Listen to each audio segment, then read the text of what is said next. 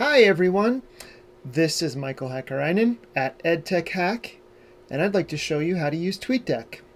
So, I'm on Twitter right now, and I'm looking at the Twitter feed for my account at twitter.com. Now, if you look at my page, you'll see there's a lot of tweets coming up here in the center, and I can scroll through them and try to read them all, or look at all the GIFs, or look at all the animations, and look at all the ads, and read everything that comes in. But I'm at the point now where there's so much stuff happening on Twitter. Look, there's some new tweets already, that it's impossible to really read Twitter. I mean, you can go in and click Explore and search for something like our class, hashtag MEDUC 504, and see the tweets related to our class. You can see Amy posted something back in April, or go to latest, see what happened most recently. There's something from our classmate Adrian, and see which people are involved, if any, and any photos or videos that were shared. And you can also go and look at notifications. So if you want to see like what people are saying about you, or comments that people liked, you can find them there. And there are direct messages and lists and things like that.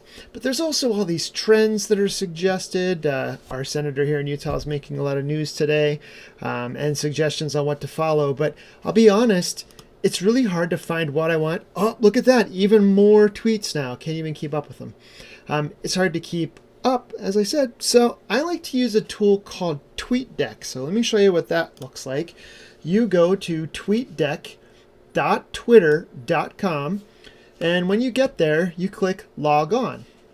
So I'll visit that real quick on my page, and here's what you see.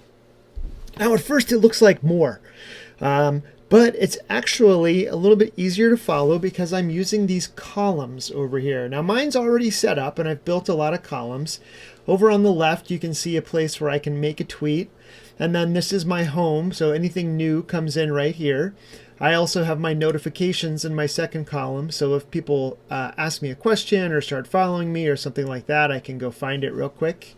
Any messages that are sent to me directly will be right here in this third column, and I can continue to move across. So here's an example of a class I used to be in when I was learning to do TED Talks called TED Masterclass. If I don't want to use this anymore, I can click on this button and remove the column. Goodbye, and now it's no longer there. I have my ISTE certification hashtag that I'm following, and Utah Ed Chat, and then this is really cool, scheduled tweets. I'll come back and talk about that at the end. Then there's my own, where it has all of my tweets. Another account I work with, UENPD. Here I had an APDX19 for a conference I went to, so again, click on that and say remove. And then I can also follow specific people. So here's one of my coworkers out in eastern Utah, Kenny Mohar. I can just follow him, and when I see something he posts, click on it, and there's Kenny.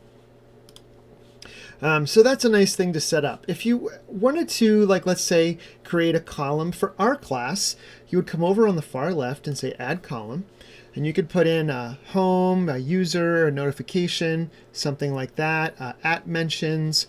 I'm going to use search, and then I'll put in the search hashtag MEDUC 504. So now I have this new column for our class, but it's all the way over here on the far right. So I grab these bars and drag it all the way over to, let's make it like column number 2. So it's something I see right away when I'm sort of like, oh, what's happening on Twitter? Well, here's what's happening on Twitter. Here's what's happening in our class.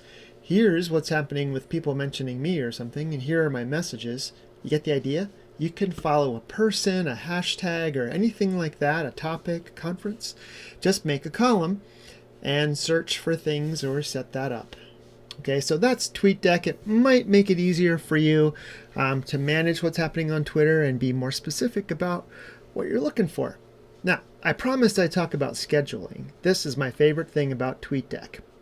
When you go over here and click on tweet, you can write a tweet like, I hope everyone likes my tutorial about Tweetdeck. And then I can add an image or a video to it. But this is the best. I can click schedule tweet because it's going to take me another couple of hours to make this. So I'll click schedule tweet, and let's just send this out on Thursday. at like 2:26 p.m. I don't know, that's what time it is here right now, so maybe I'll make it just like 9 a.m. There we go. And I leave it like that, and then I say tweet at February 6th, 2020. Good. All done. If I go back over to that column where it says scheduled, there it is. So after I make this video and put it on YouTube and get a link for it, I'll come back here, click the pencil, edit it, update it, and be good to go. So sometimes when we're working on something or promoting a project or a tool or whatever, a class, we'll schedule dozens of tweets to go out, you know, like every day for a couple of weeks or something like that. Here's a good person to follow, by the way, just happened to pop up, Dr. Terry Albin. So I'm going to click on her, say I got her followed, and I will like click on her page, maybe copy her account, and back in Tweetdeck, I could make a new column. So I'll say add column, a user, enter her name. There we go. And now I have a column where all of Dr. Albin's tweets are going. Maybe do that with your principal or someone like that. Anyway, hope you like this video. This is how you use Tweetdeck. Give it a shot. Log into it online. And if you have a Mac or use like your iPad or anything like that, you can also download the Tweetdeck app. Good times. Thanks for watching.